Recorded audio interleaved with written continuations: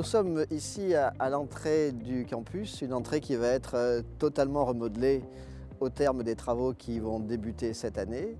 L'ensemble de ces projets vise non seulement à requalifier le campus, mais aussi à donner une nouvelle dimension politique à ce qu'est un campus, en l'ouvrant davantage sur la ville, à travers des bâtiments emblématiques qui vont véritablement identifier Paul Valéry au sein des campus montpelliérains, avec ces deux bâtiments phares qui seront à l'orée de la cité, puisqu'ils s'ouvrent sur la cité, et ça c'est quelque chose d'important pour nous.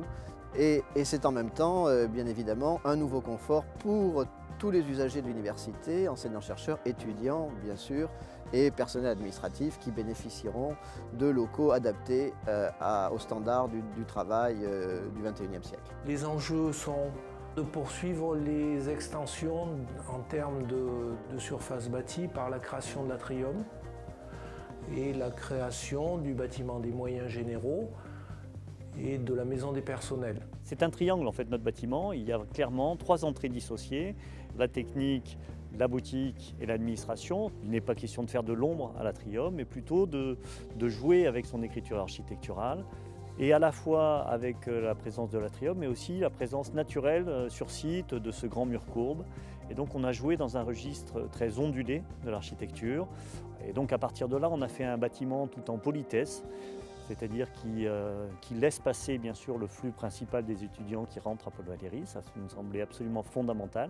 Voilà, il est tout en accueil, en douceur et donc en discrétion. En face, le jouxtant quasiment, prendra place le superbe bâtiment Atrium. Donc un learning center, une nouvelle bibliothèque de 15 000 m² qui va redynamiser l'entrée du campus, puisque même cette place sera elle aussi réaménagée avec l'arrivée du tramway.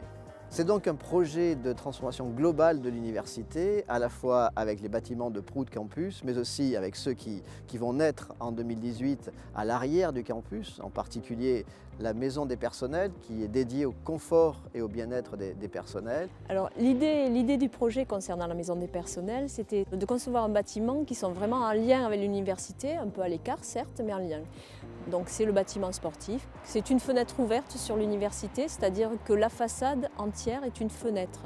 C'est un peu comme une ouverture, mais pas comme une fenêtre classique. Il n'y a pas de volets, mais il y a des protections solaires, il y a des filtres lumineux qui vont permettre cette régulation des échanges de regards entre intérieur et extérieur. Joint à la rénovation du Grand Mail central que nous avons réaménagé cette année pour une meilleure accessibilité en faveur des personnes à mobilité réduite, on a là les grands axes de la rénovation du campus Paul Valéry à un horizon de 3-4 ans.